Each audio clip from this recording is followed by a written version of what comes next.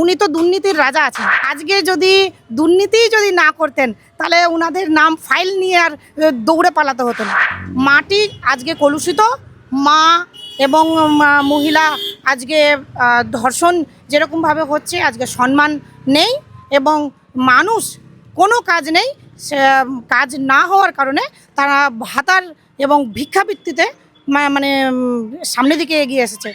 2026-এ জনগণ আমাদের সাথে আছে, ভোট আমার বিজেপি আমাদের রাজ্যেও আসবে এবং ফাইটের অনুযায়ী আমাদের মালতীপুর বিধানসভাও বিজেপি।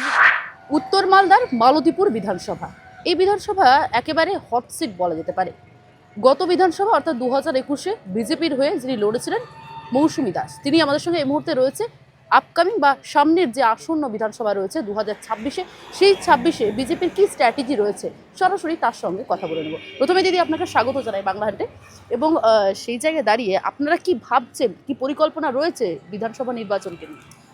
আমাদের পরিকল্পনা, আমাদের এমনিতে তো বুথ এবং শক্তিকেন্দ্র এবং মণ্ডল, তারপরে জেলা স্তর, সেই জায়গাগুলোতে আমরা এমনিতেই তখনই আমাদের শক্তপোক্ত একটা পরিকাঠামো ছিল এবং এখন যা আমাদের পরিস্থিতি এবং সেই পরিস্থিতিটাকে সামনে রেখে আমরা আমাদের নিজেদের যে সাংগঠনিক ক্ষেত্র বা এরিয়াটা আমরা পুরো শক্তপোক্ত করে আমরা এখন রেডি আছি, তৈরি আছি।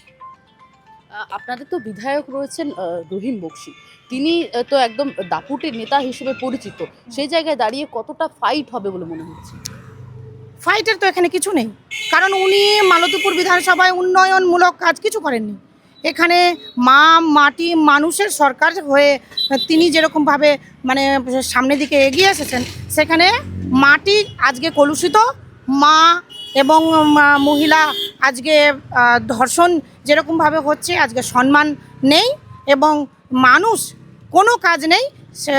কাজ না হওয়ার কারণে তারা ভাতার এবং ভিক্ষাবৃত্তিতে মানে সামনের দিকে এগিয়ে এসেছে, ভিক্ষাবৃত্তিটাকেই বেছে দিতে চাইছে এবং মানুষ সেটা নিতে বাধ্য হচ্ছে, যেহেতু কাজ নেই। কিছু কাজ হয়নি না, কোনো কাজ হয়নি, কোনো রাস্তাঘাট হয়নি। আজকে শিক্ষা যেমন পর্যায়ে পৌঁছে গেছে যে কোনো স্কুলে এমন আছে যে যেখানে 4টা মাত্র শিক্ষক নিয়ে এইচএসের ক্লাস হচ্ছে।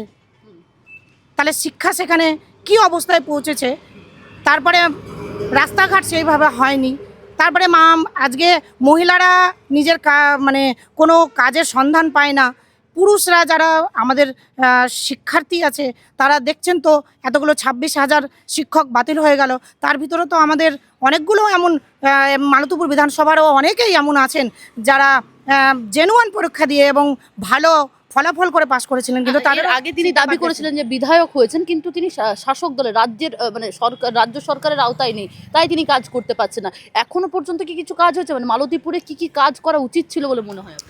মালতীপুরে আমাদের অবশ্যই যে শিক্ষাটা একটা বিরাট বড় ব্যাপার। শিক্ষা নিয়ে যে কোনো স্কুলে এমনও আছে মানে শিক্ষার্থীরা, পড়ুয়ারা শিক্ষক পাচ্ছেন না, তার জন্য তাদের শিক্ষা নষ্ট হচ্ছে। আমাদের রাস্তাঘাটের উন্নয়ন নেই, হাসপাতাল আছে, হাসপাতালের কোনো উন্নয়ন নেই। সেই জায়গাটাতে উন্নয়ন কি করেছেন? সেই আগে যেরকম ছিলেন উনি এসে, তার আগে যেরকম ছিলেন সেই রকমই আছে, কোনো উন্নয়ন নেই, কোনো কিছুতেও নেই। অভিযোগ উঠছে। হ্যাঁ, উনি তো দুর্নীতির রাজা আছেন। এমনিতে তো আর টিএমসিকে চোর বলে না, দুর্নীতির রাজা আছেন।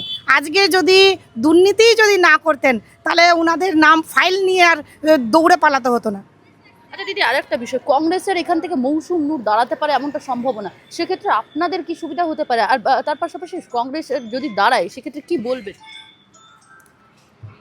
কংগ্রেসে যদি দাঁড়ায় আমাদের তা নিয়ে আমাদের কোনো কিছুই হবে না। আমাদের যেটা সাংগঠনিক যে আমাদের পরিকাঠামো আছে, আমরা পরিকাঠামো এমনটাই সুন্দর করেছি। 2026-এ জনগণ আমাদের সাথে আছে, ভোট আমার বিজেপি আমাদের রাজ্যেও আসবে এবং ফাইটের অনুযায়ী আমাদের মালতীপুর বিধানসভাও বিজেপি জিতবে। আচ্ছা, মিম থেকে শুরু করে যে জোট সম্ভাবনা একটা রয়েছে, জেইউপি বা সিপিএম একটা জোট করার সম্ভাবনা রয়েছে, এক্ষেত্রে আপনাদের বেনিফিট কি হতে পারে বা কতটা অসুবিধায় পড়তে পারে? দেখুন, মিম বলুন বা আদার্স কোনো পার্টি বলুন, ওনারা যেটা ভাবছেন যে মাইনরিটি যে বুথ বা মাইনরিটি যে মানুষজন আছেন তারাও কিন্তু বিজেপিকে 30 থেকে 40% সাড়া দিয়েছে। তারা কিন্তু নিজেরাই বুঝতে পেরেছে যে আমাদের জায়গাটা কোথায় ছিল এবং আজ কোথায় চলে এসেছে টিএমসি করে।